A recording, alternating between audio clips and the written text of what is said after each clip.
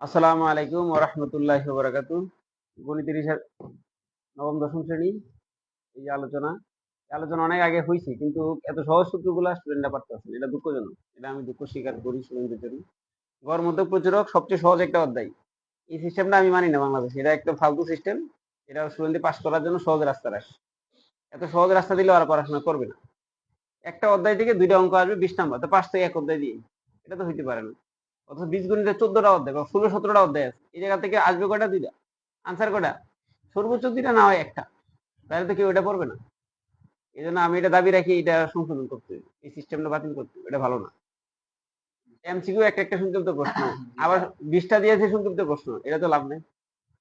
এটা কোনো ডেভেলপমেন্ট নাই। তাহলে গড় মধ্য প্রচুরকের জন্য এই আলোচনা বহুত করছি, আবার করতে হবে। এটা একবার আলোচনা হয়েছি, তারপর আরেকবার একটু লাইভ বলে রাখি। এই এক অধ্যায় দিয়ে ২০ নাম্বার, ২টা সৃজনশীল ২০ নাম্বার, আর 2টা সংক্ষিপ্ত ২৪ নাম্বার। আর এমসিকিউ যদি ৩-৪টা আসে, তাহলে এক অধ্যায় তো পাস লাগে না। সিকিউতে পাস এক অধ্যায় দিয়ে। এই পরিসরটা কারে কই জানতে হবে। পরিসর মানে কি? সর্বোচ্চ মান থেকে সর্বনিম্ন মাইনাস করলে, এক যোগ করলে পরিসর চলে আসবে। মনে থাকবো? সর্বোচ্চ মান থেকে সর্বনিম্ন মাইনাস করে এক যোগ করলে কি আসবো? পরিসর। আমি যখন সর্বনিম্ন বের করতে যাব, সর্বনিম্ন বের করলে কি হবে? সর্বনিম্ন এই পাশে কি আছে? মাইনাস। এই পাশে কি হবে? প্লাস। সর্বোচ্চ মান থেকে এই পরিসর ছিল বাম পাশে, এটা আনলাম ডান পাশে, হইল কি মাইনাস। সর্বোচ্চ মান থেকে পরিসর মাইনাস করে এক যোগ করলে কি আসবে? সর্বনিম্ন মান আসবে। এবার যদি বলে সর্বোচ্চ মানটা বের করো, তাহলে কি হবে? সর্বোচ্চ মান বের করো, তাহলে কি হবে? সর্বনিম্ন প্লাস পরিসর মাইনাস 1, তাহলে কি আসবে? সর্বোচ্চ মান চলে আসবে। অর্থাৎ একটা শিখলে পক্ষান্তর কয়টা বের করা যায়? 2টা বের করা যায়। মনে থাকবে? এবার শ্রেণী মধ্যমান, উচ্চসীমা প্লাস নিম্ন সীমা, ভাগ কত? 2। আসবে কি? নর্মালি নিম্ন সীমা চলে আসবে, মধ্যমানও চলে আসবে। এবার যদি শ্রেণী উচ্চসীমা বের করো, অথবা কি বের করো, যে কোনো একটা মিসিং থাকবে, বাকিটা দেওয়া থাকবে। এই উচ্চসীমা আর গুণন করি, শ্রেণী মধ্যমানের সাথে কি হবে? 2 কি হবে? গুণ হবে। এই গুণ করলাম। এবার উচ্চসীমা প্লাস নিম্ন সীমা বাম পাশে আনলাম। আনার পরে রাখবো কোনটা? যে কোনো একটা রাখবো, আরেকটা কি করবো? পক্ষান্তর করবো। তাহলে শ্রেণী উচ্চসীমা দেওয়া আছে, শ্রেণী মধ্যমান ইন্টু 2, নিম্ন সীমা কোন পাশে? বাম পাশে ছিল প্লাস, তো ডান পাশে কি মাইনাস হবে না? মনে থাকবে একটু? এবার আমাদের কোনটা দরকার? নিম্ন সীমা বের করা দরকার। তাহলে নিম্ন সীমা আসে কোন পাশে? ডান পাশে। নিয়ে আসবে কোন পাশে? বাম পাশে। ডান পাশে ছিল মাইনাস, এই পাশে আনলে কি হবে? প্লাস। আর এটা যেমনি ছিল এমনি। তার মানে কি? উচ্চসীমা এই পাশে ছিল প্লাস, এই পাশে আসলে মাইনাস। তার মানে শ্রেণী মধ্যমানের সাথে 2 গুণ করে উচ্চসীমা মাইনাস করলে নিম্ন সীমা আসবে, নিম্ন সীমা মাইনাস করলে উচ্চসীমা আসবে। মনে থাকবে? শ্রেণী মধ্যমান কখন লাগে? গণসংখ্যা বহুপদ থাকতে গন্তমান লাগে। আর কি লাগে? সংক্ষিপ্ত পদ্ধতিতে গড় নির্ণয় করলে কি লাগে? শ্রেণী মধ্যমান লাগে। মনে থাকবো? গণসংখ্যা বহুপদে লাগে, শ্রেণী মধ্যমানে লাগে। এবার আসি, ধাপ বিচ্যুতি বের করতে কোন পদ্ধতিতে, কখন বের করতে হয়? সংক্ষিপ্ত পদ্ধতিতে গড় বের করলে ধাপ বিচ্যুতি বের করতে হয়। এই ধাপ বিচ্যুতি সূত্রটা কি? xi মাইনাস a ভাগ কত? h। ধাপ বিচ্যুতি ইউআই দ্বারা প্রকাশ করা হয়। এই xi বলতে কি? অনুমিত শ্রেণীর কোন মান? মধ্যমান। অনুমিত শ্রেণীর মধ্যমান। এ বলতে কি? মানে এই এক বলতে মধ্যমান, সবগুলা শ্রেণীর মধ্যমান। আর এ বলতে কি? যে শ্রেণীতে আমি মাঝ বরাবর যেটা ধরবো, উপর দিয়ে কি হয়? প্লাসের 1 মাইনাস, উপর দিয়ে কি হয়? প্লাস না মাইনাস? উপর দিকে মাইনাস, নিচের দিকে প্লাস। তাহলে ওই যেটা বরাবর ধরবো, যেটা বরাবর শূন্য দিবে, এটার মান কি? এ। অনুমিত শ্রেণীর মধ্যমান। অনুমিত শ্রেণীর মান হইলো এটা, যেটাকে আমি অনুমিত শ্রেণী, অনুমিত গড় ধরবো, এটা হলো এ। আর নিচে শ্রেণী ব্যাপ্তি, এটাকে পক্ষান্তর করি, কয়টা বের করা যাবে? এজ বের করলে জায়গা পরিবর্তন করলে হয়ে যাচ্ছে। আবার xi বের করা যায়, আবার এ বের করা যায়। অর্থাৎ এই একটা থেকে 4টা জিনিস বের করা যায় একটা সূত্র শিখলে। এই ব্যবহারগুলো শিখতে হবে। তারপরে আসি কি বের করা? শ্রেণী সংখ্যা বের করার জন্য। পরিসর বের করলে শ্রেণী ব্যক্তি দ্বারা ভাগ করলে শ্রেণীর সংখ্যা পাওয়া যাবে। পরিসর বের করতে আগে শিখছি, মনে থাকবো? এবার বলে শ্রেণী ব্যক্তি কত? শ্রেণী ব্যক্তি এই পাশে না, তাহলে আমরা কি করব? পরিসরকে শ্রেণী সংখ্যা দ্বারা ভাগ করলে শ্রেণী ব্যক্তি পাওয়া যাবে। এবার যে পরিসর বলে, শ্রেণী ব্যক্তির সাথে শ্রেণী সংখ্যা গুণ করলে পরিসর পাওয়া যাবে। মাথায় থাকবো? তাহলে একটা শিখলে গড়ের সূত্র 3টা। এবার আসি, বিচ্ছিন্ন চলকের উদাহরণ দাও। এটা কালকে বলছিলাম, গত ক্লাসে বলছিলাম। বিচ্ছিন্ন চলক, বিচ্ছিন্ন চলকের উদাহরণ দাও। বিচ্ছিন্ন চলক কি বলছিলাম না? তো ক মাইক দিয়ে কো দেখি কি কো বিচ্ছিন্ন চলক উদাহরণ বিচ্ছিন্ন চলক কারে কয় কো হ্যাঁ বিচ্ছিন্ন চলক কি কো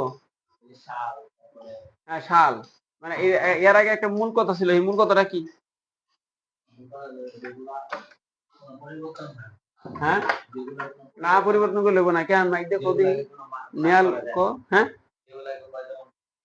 কি করা যায় না কি করা যায় না কো বাক্য এই একটা কথা কইছো পয়েন্ট কি সানি মাথায় নাই কি কো বিচ্ছিন্ন চলক কি যাকে ভগ্নাংশে প্রকাশ করা যায় না দশমিকে প্রকাশ করা যায় না এটার নাম কি বিচ্ছিন্ন চলক এবার সানি কথা হইলে দেখি কি করো অবিচ্ছিন্ন চলককে কি তাহলে সংজ্ঞাটা কো মনে থাকবো না কেন তুই কো অবিচ্ছিন্নটা কি তাহলে আরে যেটাকে ভগ্নাংশে প্রকাশ করা যায় এটা কি দশমিকে প্রকাশ করা যায় যেমন উদাহরণ দেখো একটা কি হবে সাল সাল বললে তো হবে না সাড়ে সাল কেউ 9.5 সাল কয় কেউ জন্ম সাল 5.5 বছর হ্যাঁ এটা হইতে পারে 5.5 বছর 5.5 বছর হ্যাঁ বয়স হইতে পারে তার মানে বয়স ওজন তাপমাত্রা কিন্তু বাকি সংখ্যা বইয়ের সংখ্যা এটা কি হবে বইয়ের সংখ্যা হ্যাঁ এটা কি বইয়ের সংখ্যা আরে বই কি অর্ধেকটা কেউ বেছে অর্ধেকটা কিনো কেজি তাহলে ওটা কি হবে পুরা বই বইয়ের সংখ্যা বিচ্ছিন্ন চলক কারণ এটা বই থেকে ছিঁড়ে বেছে না নর্মালি বুঝছ নাই বই কি অর্ধেক বই কেউ নেয় বইতে ফুল লাগে এটা তো মনে রাখতে হইব এটা কত কইব আর বহুবার বলা কতবার বলা হয়েছে 3বার 4বার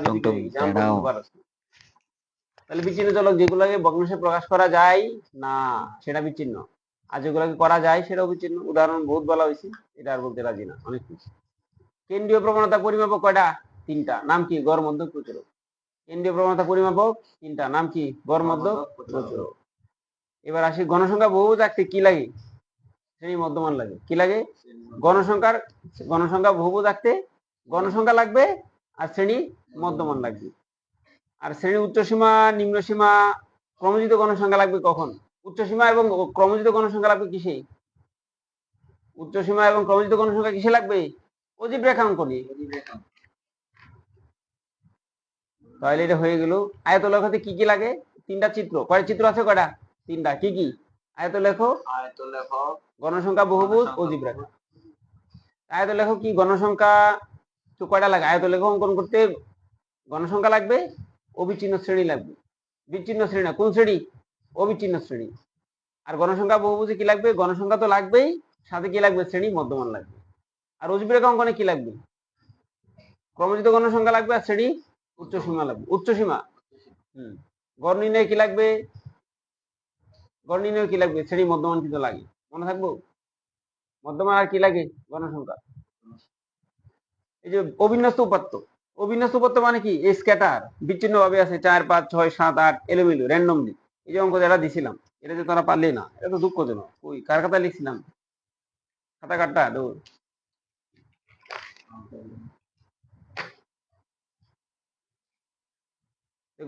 এই এটা এটা তো করা অঙ্ক আজকে যারা দেখছে এটা কোন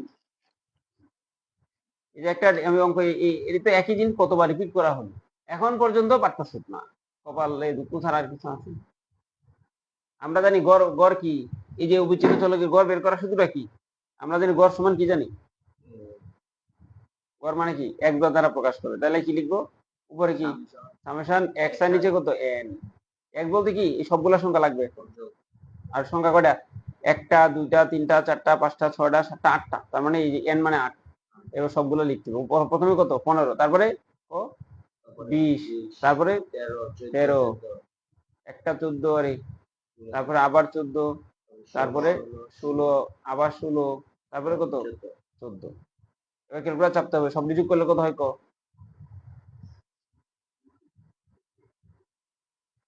তাড়াতাড়ি কইবি 3 14 42 হয়ে গেল 2 14 কত 16 দোকানে 32 42 আর 32 কত 42 আর 32 70 70 হয়ে গেছে আচ্ছা লেখ 70 আর যোগ 35 লেখ 70 লেখ ক্যালকুলেটর চাপ দে 70 35 35 আর হলো 13 হুম কত হয়েছে? হ্যাঁ, 118 ভাগ 8 দিয়ে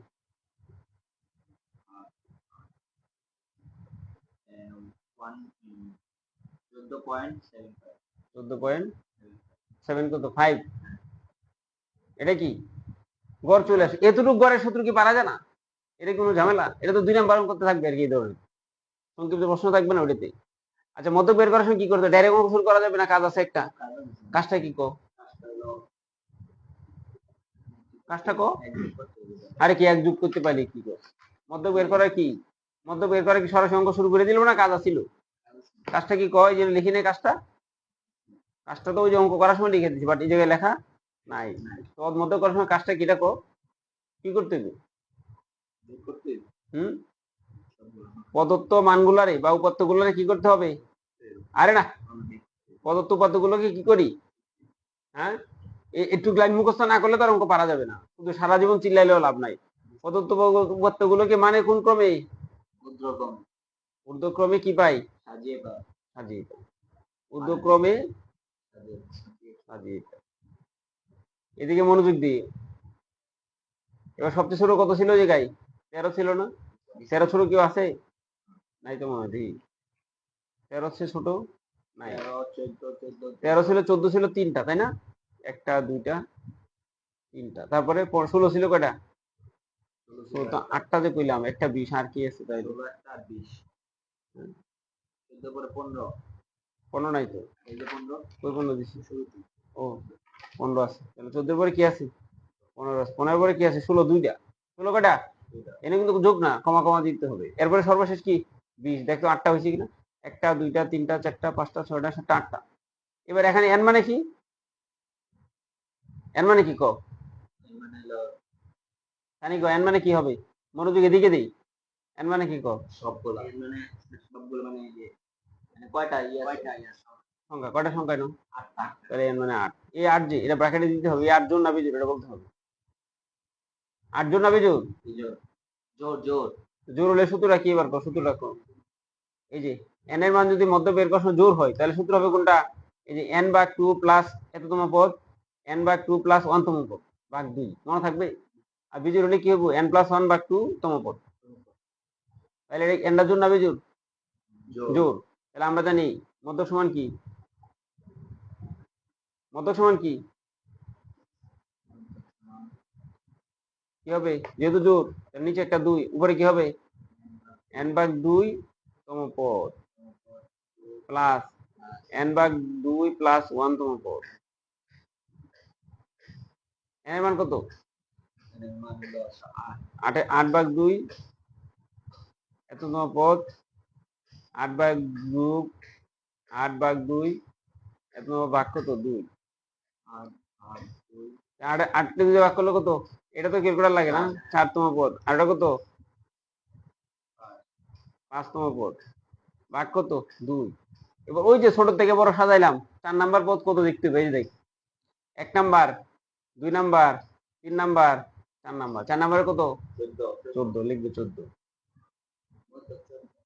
কে কইছে? 5 নাম্বার কত? 15। তুই দুইটা যোগ করতে পারছ না? এবার যোগ করবে, দুইটা ভাগ করবে। 29 দুইটা ভাগ করলে কত? 14.5। মাথায় কি ঢুকছে? পারা যাবো? আর যদি সংখ্যা একটা বাড়াই দিই তাহলে কি হবে? আমরা একটা বাড়াই দিলাম, অবস্থা কি হবে? হ্যাঁ, যদি একটা বাড়াই দিই তাহলে কি হবে? এরকম একটা বাড়ালে 9টা হবে। একটা বাড়ালে কটা হইব? তাহলে তাহলে আমি মনে কর সংখ্যা এটার সাথে কি লাগাই দিলাম? একটা ধরো একটা, আবার একটা 21 8 লাগাই দিলাম। আমি 8 কোন দিকে লাগবে? সামনে দিয়ে। সামনে দিয়ে লাগলে ওই যে মানের ঊর্ধ্বক্রমে ছোট থেকে বড়দের সাজিয়ে পাই। এই লেখাটা না দিয়ে আমি কি লিখতেছি? তাহলে শুরুতে লিখলাম 8, এরপরে কি? এই মনোযোগ দে। 12, তারপরে কত? 13, তারপরে কত ছিল? 14। কয়টা ছিল? 4টা। এরপরে কত?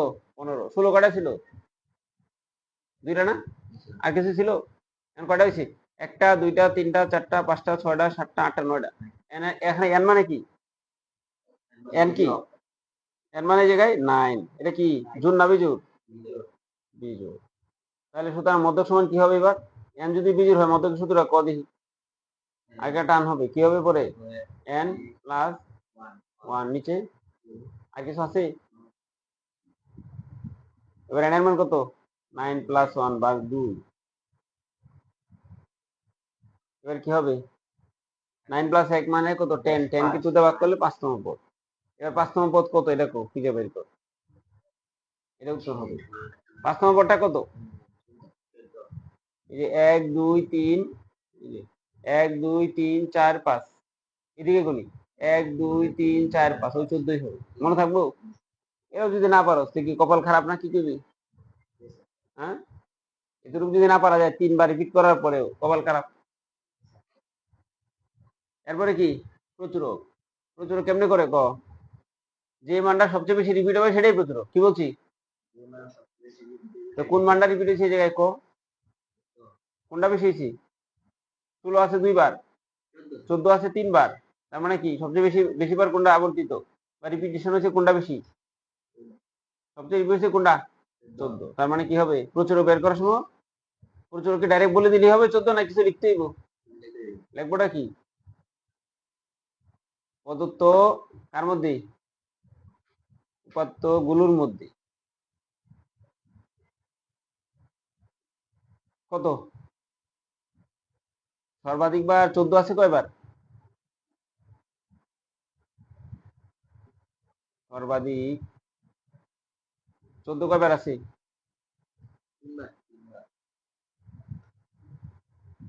14 আছে 3 বার। 16 আছে কয়বার? 16 আছে 2 বার। এবং অন্যান্য উপাত্ত কয়বার আছে? অন্যান্য উপাত্তগুলো আছে কয়বার করে? একবারে ইংলিশ লিখতে হবে না, একবার করে। সুতরাং এবার প্রচুরক কোনটা দিব তাহলে? সবচেয়ে বেশি যারা সেটাই প্রচুরক। সুতরাং নির্ণয় 16। প্রচুরক কত হবে? 16। সবচেয়ে বেশি মায়ের তো কাজ নাই। 3 বার না আছে 14? 16 তো 2 বার আছে। মনে থাকবো? একটু তো পারা যাবে না, এটা কোনো ঝামেলা। উত্তর কত হবে? 3 না, কিন্তু উত্তর হবে কত? যে সংখ্যাটা সবচেয়ে বেশি এটা। এতটুকু পারা যাবে? আমি কি করতে চাও? আবার ওই যে ওই সূত্রগুলা সূত্র ওই যে বাকি 3টা এটা তো লোক অবিন্যস্ত। তো বিন্যস্তটি কোন? হ্যাঁ, বেশি তো এই সারা জীবন দেরি করে যেতেছ তোর কথা কই? এটা কার? হ্যাঁ, শুধু লিখছিলি এই যে 3টা বাকি 3টা শুধু কে লিখবো? এই যে এটাই আরে লেখা থাকলে তো কার কার বই। এই জন্য তো বলে পুঁথিগত বিদ্যা পরহস্তে দন নহে বিদ্যা নহে দন হলে প্রয়োজন। এটা মানে বুঝো? এটা মানে কি? মানে গ্রন্থগত বিদ্যা আর পরহস্তে দন মানে লাইব্রেরিতে ভরা আছে বই, তোর মাথার মধ্যে নাই। এই বিদ্যার কোনো লাভ আছে? অন্যের কাছে টাকা পয়সা তোর কোনো লাভ আছে? এই জন্য ওই লাইব্রেরিতে বই আছে, নিজে যেমন মূর্খ রাখলি মূর্খ থাকলি, অন্যের কাছে টাকা তো চিল্লানোর কিছু নাই, দুটো একই জিনিস। এই জন্য ওই আগে পড়তে হবে নিজে। বই তো লেখা আছে নাই করতে, তুই তো নিজে কোনো ডিসকভার করবি না, তুই তো আগে লিখবি যেটা আছে এটা খালি শিখবি, মাথায় ঢুকাইবি। মাথায় তো নেস না কি করবি? একবার তাহলে লিখবে না? কয়ে দিই গাণিতিক গড় কি হবে? গড় কয়ভাবে করে? 2 ভাবে। এটা হলো কি? বিন্যস্ত উপাত্ত। কোন ধরনের উপাত্ত? মনোযোগ দে। এটা কোন উপাত্ত? বিন্যস্ত মানে শ্রেণী আকারে থাকবে। শ্রেণী আকারে থাকলে একবার বের করার সময় কি হবে? Summation F I into x I ভাগ কত এন। এটা কোন পদ্ধতি? সরাসরি পদ্ধতি। আর সংক্ষিপ্ত পদ্ধতি কি হবে?